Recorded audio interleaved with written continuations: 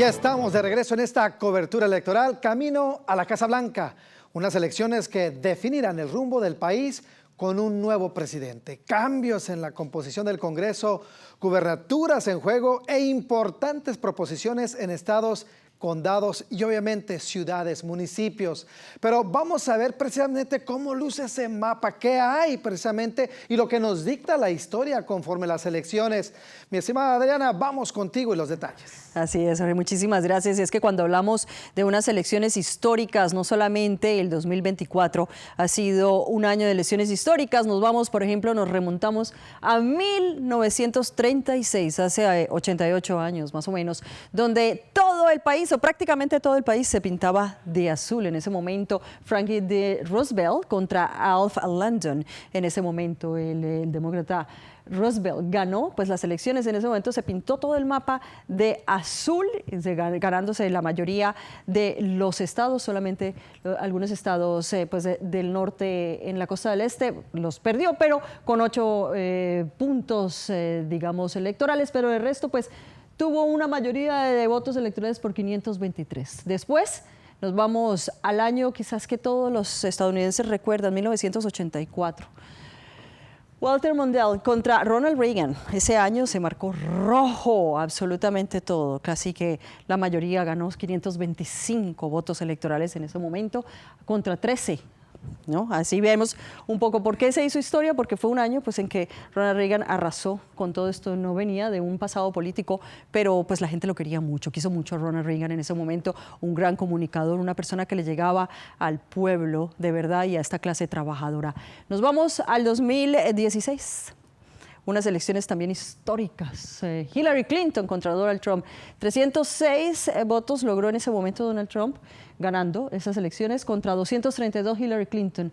A esta hora, en ese momento, en el 2016, recuerdo que se pensaba que Hillary Clinton, y según las encuestas votaban que ella iba a ser la ganadora. En ese momento estaban todos muy confiados de que ella iba a ser la presidenta de la nación. Como para las 5 de la tarde, hora de oeste, empezó a tornarse un poquito estos estados y empezamos a ver que se pintaban de rojo, ¿no?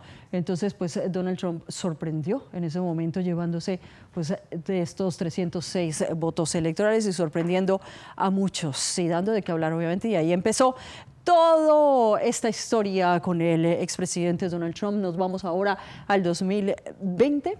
Unas elecciones que también pues dieron muchísimo de qué hablar, como ustedes lo saben. Joe Biden ganó con 306 votos electorales contra Donald Trump, derrotado 232 votos. Biden nuevamente se aseguró aquellos estados de las costas, ¿no? La costa oeste, California, Nevada, Arizona, New Mexico, Colorado, ¿no? Y por el otro lado, en el este también pues ganó, aquí podemos ver una cosa muy interesante, él ganó Pensilvania en ese momento. Entonces, con ese triunfo, Biden se pudo asegurar pues su triunfo. Esto fue hace 4 años, vamos a ver el día de hoy cómo la historia se sigue escribiendo, pero ahí les pudimos dar como un recuento de lo que ha pasado durante los últimos 88 años de elecciones presidenciales. 2024 no ha sido el único año en el que estas elecciones presidenciales han sido históricas para el país, para los Estados Unidos. Adelante, Jorge, vamos contigo. Y qué interesante, Adriana, si me lo permites, cómo la historia ha dictado que puede haber una gran mayoría de votación. Estados azules completamente, estados rojos con la administración Reagan, incluso California, que como sabemos es pues casi completamente demócrata. Reagan se lo llevó casi con todo el país y esto nos dicta que nada está escrito, que este mapa electoral se va pintando de acuerdo a cómo van dando los resultados. Claro, también ha cambiado, ¿no? La inmigración de los Estados Unidos ha hecho que este péndulo se haya girado, etcétera, ¿no? Entonces estamos viendo una votación diferente hoy en día, una participación hispana muchísimo más fuerte. Estos estados con población hispana pues han decidido y han votado por estos colegio electoral y que ha cambiado, digamos, la historia de este país. Y hoy vemos unas elecciones 50-50, como dicen en inglés, o 49-49, y vamos a ver cómo se transcurre el día de hoy. Exactamente, 49-49. Algo que me llama la atención ahorita que estaban mostrando el mapa con Joe Biden. Es interesante ver cómo ese cambio en lo que fue el estado rojo y ahora era azul en las partes superiores de la costa este, por ejemplo, pues lo hemos hablado, Pensilvania, que precisamente fue, dicen los expertos, el estado que le dio de cierta manera la victoria a Joe Biden en el 2020, que fue un cambio pues sorpresivo para los expertos, ya que pensaban que este estado iba a ser rojo y tras ese cambio, pues tenemos a Joe Biden como ganador, dejando a muchos con la boca abierta. Claro, y ahorita es la preocupación constante en la cabeza de todos los estadounidenses. Una de las fallas o de las críticas más grandes que ha recibido el gobierno actual, el gobierno de Joe Biden, es la economía, los altos precios, la inflación.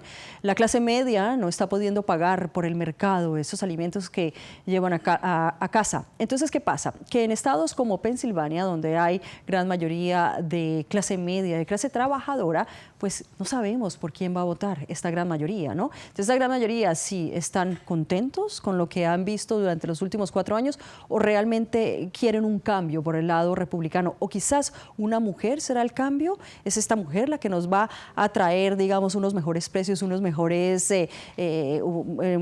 cifras en el horizonte, una mejor economía, más plata en el bolsillo, ¿no? Entonces, todos estos temas están en juego y por eso unas elecciones donde hay 3, digamos, vertientes que se están dando y que se están llevando en juego en este momento, que es una, la economía, otra es la crisis migratoria que se está viviendo, ¿no? Y toda la política internacional, las guerras que se están llevando a cabo. Entonces yo creo que esos 3 vertientes son los que realmente van a mover el péndulo el día de hoy. Y fíjate, Adriana, lo que son las cosas en el 2020, ese mapa mostraba precisamente cómo, hablando de tema migratorio que acabas de mencionar, en la parte oeste del país, California, Arizona, te das cuenta que se estaba girando precisamente hacia el lado demócrata, donde hemos visto pues más flexibilidad. Y en la parte central y la parte baja de la Florida, completamente rojo, donde hemos visto, de acuerdo a las estadísticas y los reportajes que hemos hecho, como han sido un poquito más en contra de la migración, más estrictos con lo que son las leyes pro inmigración. Claro, y es que las encuestas también revelan, Jorge, algo muy interesante, y es que mucha gente piensa que, por ejemplo, el hispano, el latino que tiene poder de votación en este país va a votar demócrata, pero no necesariamente. Muchos hispanos también en estas elecciones están votando republicano, entonces eso le gira totalmente también esta balanza, ¿no? ¿Por qué? Porque muchos hispanos, es por la primera vez, según las encuestas, que han arrojado que los hispanos no están contentos con el trabajo que se han hecho durante los últimos 4 años en este tema migratorio. No ha habido una reforma migratoria, ¿no? Todavía pues hay demasiadas personas o sea, una crisis migratoria en la frontera sin precedentes, etcétera. Entonces, todos estos han sido factores por los cuales el hispano con poder de votación se está haciendo esa pregunta. ¿Es un demócrata el que me puede dar ese cambio? ¿O será que le damos más bien el turno republicano, que quizás pues es mucho más fuerte, pero quizás va a tener todo un poco más en orden, digamos la casa en orden, ¿no? Entonces yo pienso que eso ahí está en juego, ¿no? El hispano está cambiando un poco la manera, o el hispano que puede votar está cambiando un poco la manera de cómo se está comportando en estos momentos de votación, en estas salas de votación. Y precisamente volviendo al mapa, cuando en el 2020 Donald Trump perdió esas elecciones, observamos que en sí lo que es la parte central del país mayormente fue la que se inclinó por Trump y la reelección de Trump, pero vimos como esa costa este que vemos en este mapa, obviamente tuvo una percepción diferente, y también esos estados al norte del este del país, quienes pues le dieron el voto a Joe Biden. O sea, va a ser interesante ver si, hablando en el tema migratorio, como lo estabas comentando, los estados que hacen de la parte este, franja fronteriza con México, cambiarían esa retórica en busca de leyes más estrictas en temas migratorios. Así es. Otro de los puntos básicos que vamos a ver en estas elecciones pues es un voto de las nuevas generaciones, las personas que no pudieron votar en el 2020. Hoy estamos viendo un grupo de personas que ya puede ejercer su voto, ¿no? Por edad. Entonces todo eso también le va a dar un cambio a esto. Estas personas han perdido, digamos, la esperanza, no saben realmente cuál es ese candidato que los identifica. Y ahí estamos hablando de esos indecisos, ¿no? De esos que dicen, es que no voy ni por un lado ni por el otro. Entonces también la balanza está un poco incierta porque la gente no sabe qué esperar, qué va a pasar. Estos jóvenes, esta generación de los nuevos chicos que empezaron a votar, que ya tienen 20 años, 18 años, ¿ellos por quién creen, no? ¿A quién le creen más ese discurso? ¿Creen en un discurso de Donald Trump o le creen más a un discurso más tranquilo, más de mediación, más comunitario que ha tenido, digamos, Kamala Harris? Y un punto también a destacar es estos esfuerzos de estas campañas por parte de los dos candidatos, ¿no? Ellos no se han, digamos, concentrado en esos estados que ya saben que los tienen ganados y como veíamos en el mapa, las costas, ya se sabe que son para los demócratas. En cambio, los estados de la mitad pues son republicanos. Entonces, ¿qué pasa? Que uno de los candidatos, por ejemplo, Kamala Harris, pocas veces vino a California a hacer campaña porque ya sabe que pues California es prácticamente de ella. Al mismo tiempo, en la Florida, Donald Trump pues hizo quizás 1 o 2 visitas, no le dio mucho tiempo a la Florida. ¿Por qué? Porque él ya sabe que la Florida está en el bolsillo de él, pero sí los dos se concentraron en estados como Pensilvania, como Michigan, como Wisconsin, como Carolina del Norte, aquellos estados péndulos donde hay que meterle trabajito, como decimos nosotros, para ganarse ese voto, para al final pues poder convencer a ese electorado, ¿no? A esa base de ellos. Y fíjate, Adriana, yo me pregunto cómo va a afectar lo que es el voto independiente y el voto indeciso, porque la verdad son dos cosas muy diferentes. El indeciso usualmente ya tiene partido político. Ajá. Pero llega un punto en que dice, bueno, estas propuestas no van con mis afines, con mi ideología política. El independiente no tiene partido político y está pensando hacia dónde estoy girando y usualmente tienen un líder. En esta ocasión, Kennedy, quien fue pues parte del candidato independiente que ya dio su respaldo a Donald Trump. Entonces, ¿será que esta será una corriente que ayudará precisamente para hacer esos estados un poco más rojos en ciertos sectores del país? El voto indeciso tendrá un peso político para que se vaya o azul o rojo conforme vayamos viendo las elecciones. Va a ser muy interesante ver cómo se va desglosando todo eso conforme pasan las horas. Jorge, fíjate, otra cosa muy interesante que se ha visto también en estas elecciones es esa conquista, ¿no? Cada uno de ellos tratando de conquistar a esa base política. Veíamos, por ejemplo, Kamala Harris está tratando de conquistar a ese voto de la mujer blanca, ¿no? Que quizás en algún momento se pregunta 2 veces por quién debo votar. Entonces ella se unió con personajes que le llegan a esa mujer blanca, como por ejemplo Oprah. Oprah la estaba apoyando, básicamente porque Oprah pues tenía su show de televisión en el cual le llegaba a millones y millones de personas, a las mujeres blancas que la siguen, ¿no? Entonces, por ejemplo, Katy Perry. Katy Perry es una mujer blanca, artista, que la siguen estas nuevas generaciones de chicos que todavía, como tú decías, son independientes y no saben cómo por dónde irme. También con el caso de Taylor Swift, ¿no? Cuando en este momento, cuando Taylor Swift hace más o menos, no sé, 2, 3 meses dijo, voy a apoyar a Kamala Harris, todo el mundo dijo, no, pues bueno, ya con Taylor Swift la hicimos, porque esos jóvenes nos vamos a poder capturar esa votación de esos jóvenes. Entonces, es viendo ese coqueteo, ¿no? A ver a quién convenzo, ¿no? Por otro lado, pues Donald Trump se une con Kennedy para capturar a esos independientes, ¿no? A esos indecisos, con esta retórica muy inteligente, por ejemplo, de la parte de salud. ¿Por qué? Porque en este momento Estados Unidos está en una grave crisis de salud, ¿no? Los seguros son muy caros, tienes que tener un trabajo que te dé el seguro, que te puedas ir a tus médicos, que PPO, que HMO, todo eso es muy costoso para la clase media. Entonces, ¿qué pasa? Kennedy dice, no, espérate, va a haber salud gratis para todos, ¿no? Entonces, ese discurso le cae muy bien al independiente, ¿no? Y eso es exactamente lo que los dos candidatos buscan el día de hoy, el conquiste, ¿no? Como cuando estás saliendo con una mujer, con un hombre y estás tratando de mostrar tu mejor cara, ¿para qué? Para conquistar ese voto y ojalá sea para unos mejores resultados para todas las comunidades y todos los estados de este país. Y ahora que hablas de esa conquista, ¿qué me dices de Elon Musk?